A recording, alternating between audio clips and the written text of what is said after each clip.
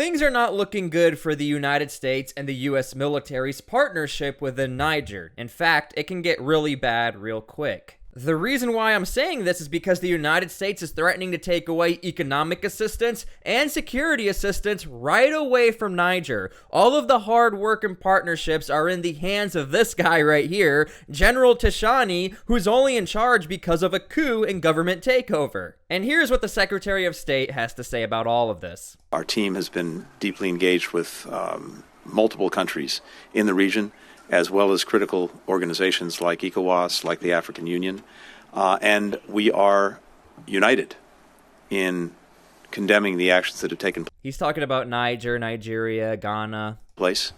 In Niger, calling for the immediate release of President Bazoum, calling for the immediate restoration of the democratic order in Niger. Let me be very, very clear about this, as I have been in my phone conversations. Our economic and security partnership with Niger, which is significant, hundreds of millions of dollars, depends on the continuation of the democratic governance and constitutional order. Hey, when the United States starts threatening to take away your security assistance and your economic assistance, that is not a good look. However, there is a country waiting in the shadows for all of this to go down because they are promising to help out Niger. We'll get to that in a second. But nonetheless, again, when the United States comes out publicly and says, we're going to take away all of this stuff if you guys do not go back to a democratic process, they mean business. That has been disrupted by the actions in the last few days. So that assistance, that support is in clear jeopardy as a result of these actions, which is another reason why they need to be immediately reversed. Now, I actually found a video showcasing what U.S. Special Forces actually do within Niger and the training that the U.S. military gives these troops. I mean, this is the best training out there in the entire world, and this is potentially what these guys might be losing. Special Forces are training troops in Niger to fight the main terrorist organization in the region. And NBC News Pentagon correspondent Courtney Cubie was given special access to that training mission. Who or what poses the greatest threat to U.S. national security in West Africa? So it's really two main groups. The major one here, specifically in Niger, but also in West Africa and specifically in the coastal part of West Africa, is called JNIM. It's an al-Qaeda affiliate. But there's also a threat from an arm of ISIS called the Islamic State in the Greater Sahara. So both of these groups are really squeezing in, trying to move into new areas and locations that they haven't been in recent years. And essentially what that means is, in the country of Mali, all of these militant groups are being pushed away from the mercenary group Wagner, because Wagner's operating within Mali, doing the same thing U.S. Special Forces are doing, training their troops and securing the region. They're pushing all of those militants right into Niger, and that's why we're starting to have issues of security. No one ever expected to have this much of an influx of security issues in the country of Niger. That's part of the reason that the U.S. military is here in Niger, also in Benin, where we spent a couple of days before we got here.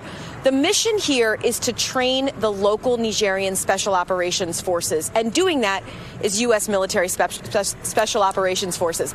They train them on everything from detecting and disabling IEDs or roadside bombs to clearing houses. And while they're training them during the day, these same Nigerian forces are going out and conducting these missions at night, going to the front lines and trying to find these terrorist fighters. And this is a vulnerable population that they're preying on here, Ryan. The people here have very little. Nearly everyone in this country lives below the poverty line. Millions of them are hungry. And ISIS and al-Qaeda affiliates, they know that, and they try to move in on these vulnerable people. And this is the core mission of the U.S. Special Forces. They really are almost like a security ambassadorship for whatever nation they're going into on behalf of the United States. We're going to come into your country. We're going to give you the best training ever. We're going to give you security. We're going to give you some economic power. And because of that, we're going to train you guys. And then even in this video, they say on the same day you guys go out and do your mission. It doesn't get better than that. And then hopefully, in times of turmoil or another conflict arises, Niger will now be a partner, economic partner, and security partner of the United States. But unfortunately, this process doesn't seem to be working, and there seems to be an overlook of the work that the U.S. Special Forces was doing for Niger. And there might be a reason for that, because there might be some more security assistance for Niger that we are overlooking ourselves. Mainly because waiting in the shadows is Wagner, the Russian mercenary group who would love to work with Niger, undercut the United States, take all of the money and natural resources of Niger, and essentially say, hey, Niger, we're here to be your friends. Look at the work we did in Mali. We kicked everybody out of Mali. They're coming into your country. Now we're going to kick them out of your country. Check out this video. Appearing active and free despite a failed mutiny, Wagner mercenary boss Yevgeny Prigozhin, who rebelled against the Russian army top brass last month, apparently hailed Niger's military coup as good news. He purportedly said Niger had rid itself of colonizers and offered his fighters services to restore order. It came And yes, he is referring to the United States as colonizers and the French. through a Telegram voice message that sounded like Prigozhin, though Reuters could not confirm with certainty that it was him. A video on Wednesday, which Reuters has seen but could not verify its authenticity, showed Prigozhin telling his fighters in Belarus they would take no further part in the Ukraine war and would head for Africa instead. And many people question whether or not this was legit, if Wagner was actually going to be serious, be done with Ukraine, and not try to do some sort of flanking maneuver from the north of Ukraine out of Belarus. And people are saying, why would they focus on Africa? What's the big deal with Africa? Well, nonetheless, there's even more further evidence that Wagner cares about Africa because the money's in Africa. It's a relatively easy job compared to the conflict in Ukraine. You're just pulling security and sometimes being on objective as opposed to being the direct action force within Ukraine. So nonetheless, this is perfect news for Wagner and perfect news for Russia to try getting into another destabilized country. These were some of the latest signs Prigozhin remained active even after his brazen insurrection against President Vladimir Putin in late June. Prigozhin was last seen leaving Russia's Rostov on June 24th, heading for Moscow to oust Russia's defense minister. He stood down after a deal was brokered for safe passage for him and his men to Belarus.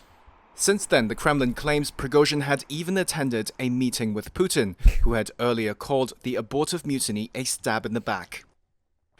Again, this is the weirdest relationship in human history where I think President Putin and Russia really can't do anything about Wagner. So it's better to just forgive them, apologize, and hopefully everything works out in building this new Soviet Union that Russia wants. Wagner was founded as a way for Russia to get involved in wars in the Middle East and Africa with full deniability.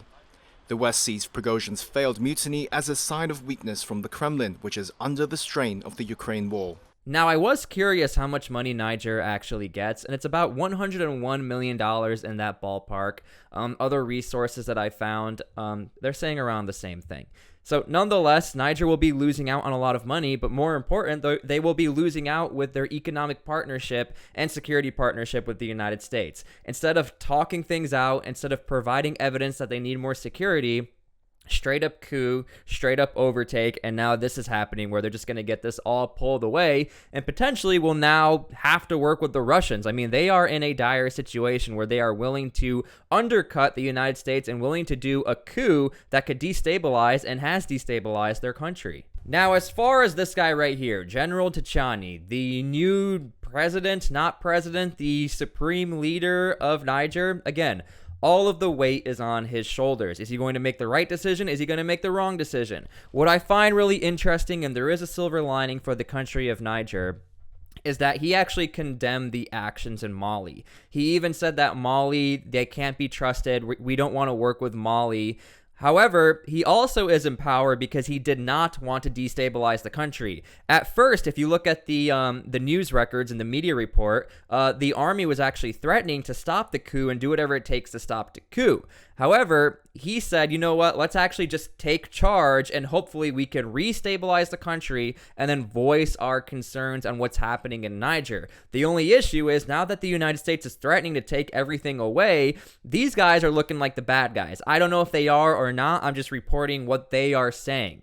So, nonetheless, that is what's happening in the country of Niger. You have a country that's destabilized. The United States still wants to work with them and wants them to bring back their democratic process, bring back the president that you guys had voted for, because when you guys start throwing around coups and government takeovers, it's not a good thing. Look at Sudan and look at the other African nations, about 7 of them, where they all fell apart in like the past 10 years. Nonetheless, waiting in the shadows is Russia, Wagner, who are threatening for them to want to come in. They're calling the United States colonizers, the West colonizers. Nonetheless, when you look at the maps of where Wagner is operating and how they're operating, they are the true colonizers. And I really hate to use that word, but that's the verbiage that they are using. Nonetheless, that is what's happening right now. Let me know what you guys think is going to happen. Should we care about Niger? Should we just pull out of Niger? Should we start a new conquest? What the heck is happening? You guys leave your comments and opinions down below, and we will see you guys later.